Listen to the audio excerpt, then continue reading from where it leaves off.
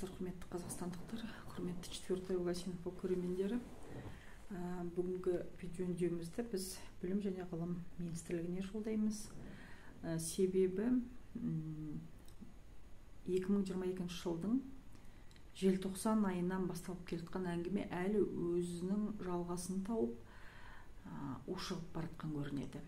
Кейбір адамдар өзінің кінәсін білмегендіктен, өзін тым ақылды санағандықтан, мендіктен, менсінбегендіктен, халықтан өзі жоғары қойғандықтан, шамалы білім саласында істеп жүрсе де білімсіздігінен, әлбетте тәкаппарлықтан болатын дүние бұның бәрі.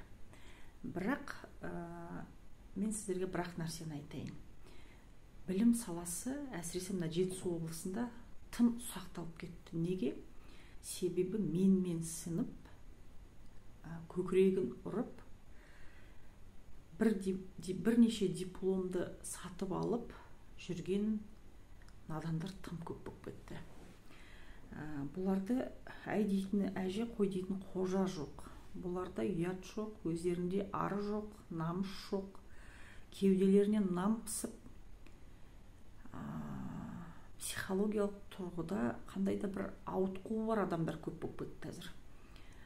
Содан кейін мен сондай болуым керек, мен сондай едім, менмін және мен деп сөйлейтін адамдар тым көп. Ал сен сол меніңе лайықтысың ба жоқ па, оны ешкім өзінің деңгейіне өлшеп қарап жатқан жоқ. Небір ақымақтар әзір өздері мына қоғамның атын жамылып алып, қоғамда өздерінің белсенділік танытып, қылмыскерлер тым көп болып кетті шынайы тұрғыда. Мен соңғы кезде мына көктемнің әсерінен болу керек, сондай кішкене ауытқуы бар ұстаздарды да көріп жатырмын, түрлі білім саласындағы басшыларды да көріп кеттік. Жалпы таң қалмаңыз бағдарламасында отырғандаймыз. Білім саласына көз жүгіртсек, жуырда Жетісу облысына білім министрінің өзі тікелей келіп, ол кісімен біз жаңағы жеке кездесу, жеке қабылдауына кіріп, мен біраз дүниені айтқан болатын. Ол кісі өте байыппен тыңдап, шара қолданатынын айтты. Енді қазіргі күні Кербұлақ ауданы Малайсары ауылының бұрынғы директоры Мүлкібаева ханымға байланысты министр мырза, сізге жеке бір мағлұмат берсем деймін. Сізге алдында берген ақпараттар, енді өздеріңіз толықтай соны зерттеп жатырсыздар.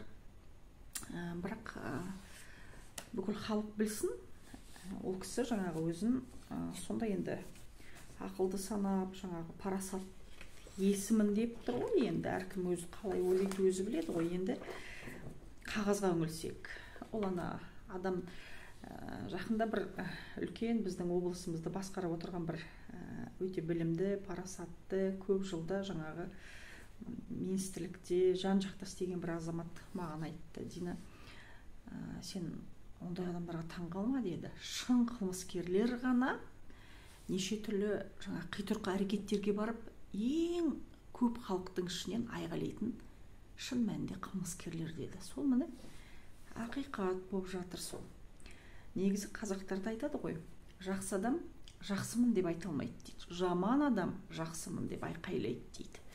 Сол енді осы құжаттар негізінде біз кішкене шолу жасасақ. Ал енді Мүлкібаева ханым, бүгінгі күнге сіз бірнеше рет маған жолықтыңыз, видеоны алып тастауды талап еттіңіз, сұрадыңыз, өзіңіз көп балалы анамын деп те айттыңыз. Мен сізге адамгершілік танытып, біраз дүниені түсіндірген едім, бірақ сіз оны түсінбедіңіз. Халықтан үлкен емессіз, халықтан кешірім сұрады деп едім, оған да бәлеге қалдым. Жалпы 76 жастағы қария ананың құқығын қорғаймын деп, жалпы халықтың сөзін сөйлеймін деп, бүкіл бір тұтас ауыл сізге қарсы болып тұр. Менің кінәм емес. Неге сіз кінәні өзіңізден іздемейсіз? Сіздің сөзіңізге қараса, бүкіл ауыл жынды да, сіз ғана ақылдысыз. Сіздің сөзіңізді тыңдасам, сіз кінәсіз пәк періштесіз де, бүкіл ауыл алаяқ оңбаған. Қалай халыққа солай айтуға болады? Қалай халықты, өзің сол халықтан шыққан азаматша болып, сондай білім жаңағы алып білім ордасында жұмыс жасай келе халыққа осындай бір әңгіме айтуға, жалпы қалай педагогикалық этикаға болсын, жалпы мына адамның жалпы мәдениетінде де жай қарапайым адамның мәдениетіне де сәйкес келмейтін дүниелер бұл. Ал енді сіз қазір бізді сотқа беріп жатыр екенсіз, мақұл, бұл сіздің еркіңіз, ешкім сізге қарсы жаңағындай қой деп айта алмаймыз, қой деп айтпаймыз да. Заң шеңберінде бәрін дәлелдегеніміз дұрыс болар. Осы уақытқа шейін сізді көп балалы ана ретінде қойшы деп басқа салада жұмыс жасаса да әйтеуір ары қарай өсіп өнсінші деп ойлаған едім. Өзіңізге де соны айтқан едім. Аудан әкіміне сіз үшін сөз айтып едім. Қателескен екен. Қазір енді сіз өзіңізді керемет, пәк тазамын мен, арым таза, жаным таза, жүрген ізім таза, өзім таза дегеніңіз қайда? Міне менің қолымда сіздің қолыңыз қойылған табелдер бар. 2019-2020-ға қарасты.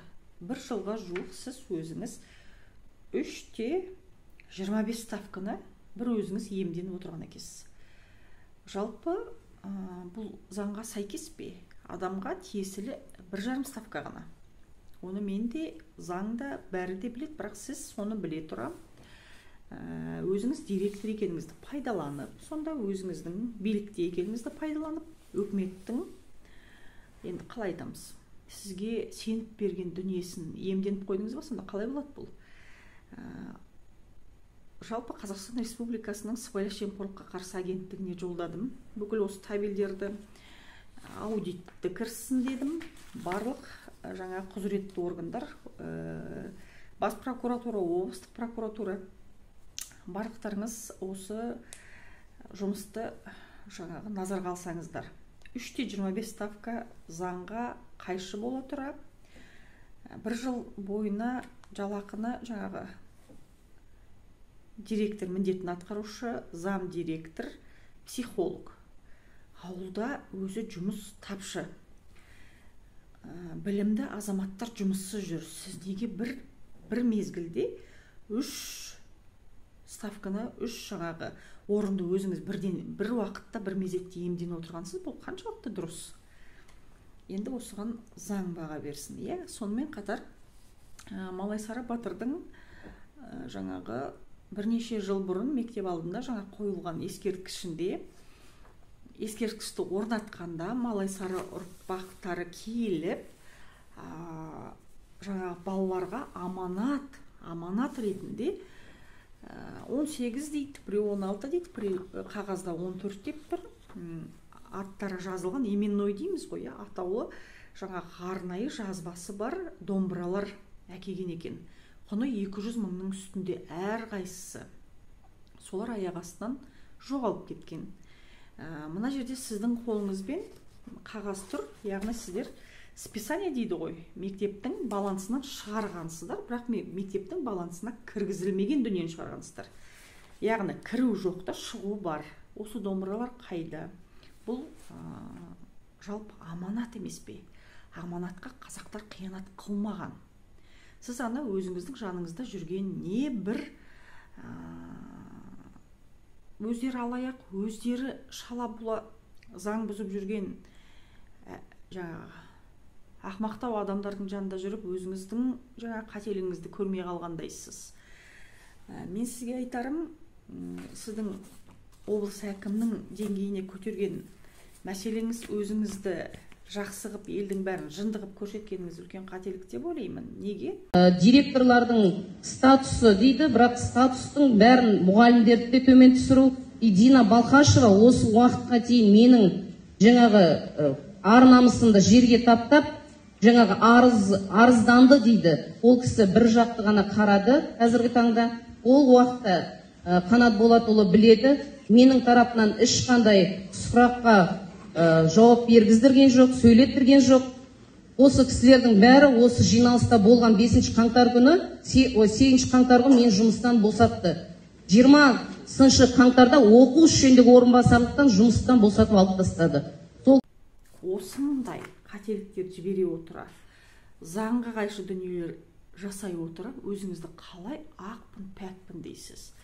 Жалпы сізде ұят деген нәрсе бар ма? Бүкіл ауыл халқы сізден зардап шегіп отырмыз деп зар қақсайды. Бүкіл ауыл сіздің сол жерде жұмыс жасауыңызға қарсы. Сіздің дәтіңіз не деген мықты. Халықтан өзіңізді жоғарғы қоятындай неген туды басыңызға? Біз халықтан үлкен емеспіз. Халықтан өзіңізді жоғары қоюдан аулақ болыңыз деп өзіңізге де сан рет айтқан едім. Енді білім министрі сіздің осы әрекетіңізге және сыбайлас жемқорлыққа агенттігі, прокуратура сіздің осы әрекеттеріңізге шынайы тұрғыда баға берсін, заңды десін. Сіздің әрекеттеріңіздің барлығы керемет заңның ішіне сиып кетті десін, мен сізді сонда мақтап жазатын боламын. Армысыздар, құрметті қазақстандықтар, құрметті 4-й Власинфо көрермендері. Міне біз Кербұлақ ауданы Малайсары мектебіндеміз. Бітпейтін даудың басы осы Малайсары мектебінің бұрынғы мектеп директорының мәселесі. Сол азаматша істеген жылдары жаңағы бар жоқ дүниенің бәрін тексеріп қазір мемлекеттің дүниесі, одан кейін мына Малайсары батырымыздың ұрпақтары кеп біраз дүние сыйлаған екен. Олардың барлығы заң шеңберінде берілген, бірақ қағазға қондырылмаған, бірақ жоғалып кеткен. Енді осыған кім жауапты? Менің өз пайымдауымша мектеп директоры мен завхоз дейміз ғой, осы мектептің мүлкіне жауап беретін осы екі азамат қой. Сол екі азаматшаның қазіргі кезде мына құзырлы органдар толыққанды тексеріп, осы 4 жыл көлемінде қаншалықты мемлекетке залал келтіріліп жатыр. Осыны білуіміз керек, себебі мемлекеттік мекеме болғандықтан, мемлекеттен қаржыландырып отырғандықтан, сол қаржыға бәріміз басымызбен жауап береміз. Малайсары мектебінде заң басқа емес қой, бәріміз бір заңның ішінде. Сондықтан біздермен бірге болыңыздар, әрбір ақпаратты сіздерге толыққанды көрсетіп, тексерістің негізін жариялап береміз. Малайсары мектебі тексеріске келдік. Құжаттар тексеріс жүріп жатыр. Қазір міне бізге сотқа беріп жатыр. Мен бірақ ол соттан қорқып тұрған жоқпын. Өйткені мен о жерде қазақтың қызы ретінде қазақтың анасының мүддесін қорғап келдім. Әлі де қорғап жатырмын. Сіз халық болып айтыңыздар, сол сөздің барлығы өтірік пе? Бәрін айталады. Ондай нәрсені жасай алады. 100% айталамыз. Ол періште оның үстінен жала жабу бізге керек емес ол. Бізге не үшін керек ол? Тып-тыныш жүрген. Біз өзіміз даже сол осы оқиғадан кейін тып-тыныш жүрдік. Шыны керек, қойш болды ғой енді, тынышталды ғой, кетті ғой деп. Жоқ, әлі тынышталмапты.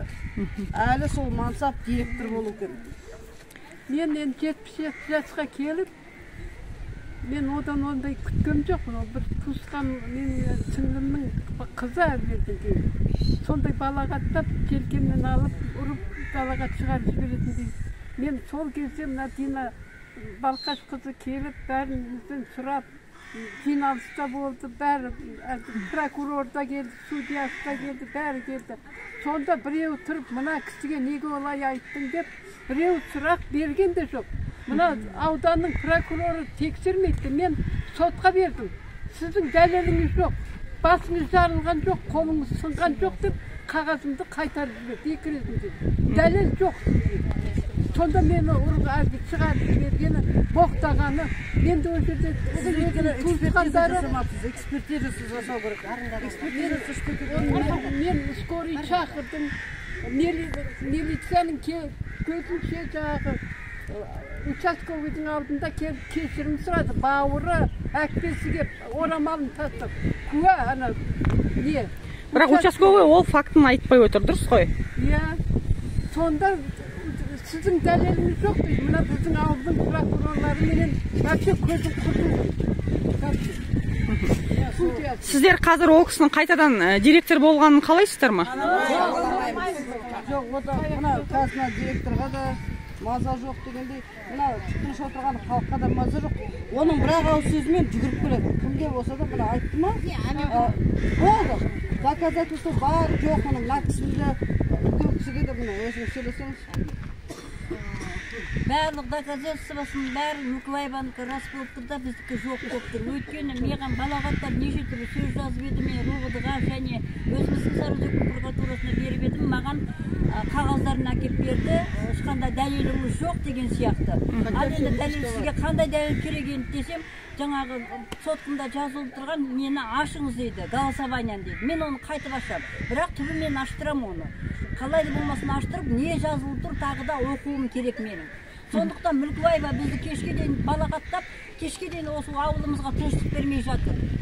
Жөндеп, осыны бір жағына шығарып берулеріңізді өтінеміз. Біз қолбала болып қой оларға. Президенттен ғана көмек сұраймыз, болды, басқа ешқандай жерде көмек сұрамаймыз. Сотқа беріп отырмын, біз жала жапты деп қалай маған жала жабады, куәларым бар менің, өзім туысқандар алып келсін алдына.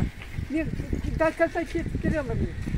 Осы Малайсары мектебінің мұғалімі, ұстаз Самал ханым, алдыңғы аптада болған оқиғаны айтып жіберіңізші, қалай болды, неге сізге шүйлік еді, жалпы қызына шын мәнінде қиянат келтірілген болса, ол бір жерден шығатын еді, ол қағаз жүзінде бәрі дұрыс болса, не үшін шу іздеп, көрінген жерден тырнақ асты кір іздеп, бәле іздеп жатыр, соны мен түсінбей жатырмын да, соны айтып жіберіңізші.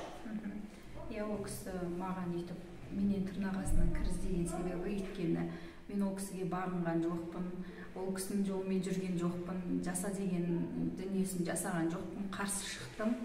Өйткені ол кісінікі заңсыз болды. Мен оны біле тұра, оның айтқан істеуге бара алмадым да, сол себепті. Заң бұза алмадыңыз сіз? Бұза алмадым. Сол себепті ол кісі маған қарсы шықтым деп тисе бастады. Енді қазіргі уақытта өзі мектепте жұмыс істемегендіктен өзінің көзі ретінде маған қарсы қолданып тұр, бірақ баланың ешқандай кінәсі жоқ. Бірақ қызымен менің арамда ешқандай конфликт, ешнәрсе болған емес. Мен басқа оқушыларға қалай қарасам, ол кісінің қызына да солай не ұстаймын да, екеуміздің арамызда мұғалім мен оқушының арасында болу керек нәрселер ғана болады, одан артық еш нәрсе болған емес. Бірақ мамасын шығарып отырған ғой, қызымды төмендеттің, сабақтан деп жаңағы. Табелде негізі бағасы қанша қызының? 5. Енді 5-тен артық қандай баға керек еді? Иә, бағасы 5, енді 5-тен басқа одан үлкен баға жоқ, болмаса қойып беретін едік. Бірақ қыздан ешқандай кінә жоқ, мамасынан болып тұр ғой. Сонда қазіргі кезде өзін қойып, енді балаларын пайдалана бастады ғой, иә? Әрине, енді ол кісіде басқа варианттар жоқ та, выход жоқ. Сол себепті енді қыздарын қолданып жатыр, козыр ретінде. Бұл негізі балаға кері әсер етеді негізі. Сіздің политикаңыз өте дұрыс, балада ешқандай кінә жоқ болған соң, баланы ары қарай дұрыс. Енді сіз жағынан шын мәнінде төмендету болатын болса, бала қазір 5-ке шықпайтын еді. Мен ойлаймын, баланың ешқандай бұл жерде кінәсі жоқ болған соң, баланы үлкендердің шаруасына араластырудың өзі топастық. Иә, онда керек емес. Баланың жаңағы болашағына балта шауып, оның білімін жаңағы керісінше сіз дәл сол кісінің қызына артығырақ білім беріңіз. Мына балаларға 45 минут болса керек болса, сол балаға 90 минут бөліңіз. Ондай жаңағы баланың несін төмендетудің қажеті жоқ. Сіздің саясатыңыз дұрыс, бірақ заңға қайшы жаңағы әрекеттерге бармағаныңыз үшін мен сізді шын мәнінде ұстаз ретінде алдыңызда басымды иемін. Айтты екен деп, жаңағы басшы айтты екен деп, оның ісінің өзі шала болмаса, заңсыз болатын болса, оның еріп жүрудің қажеті жоқ. Өзі ойыңызды айтқан үшін жаңа Қазақстанда дәл сіз сияқты оқытушылар жұмыс жасау керек, ұстаздар, сондықтан еңбегіңіз жана берсін. Міне, Малайсары мектебіндеміз. Міне, мектептің жағдайы өте жақсы. Қаланың кейбір мектептеріндегі жоқ тазалық мына осы мектепте бар қазір.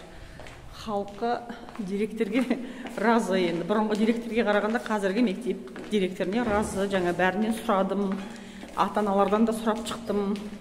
Ешқандай жаңағы реніш жоқ дейді директорге.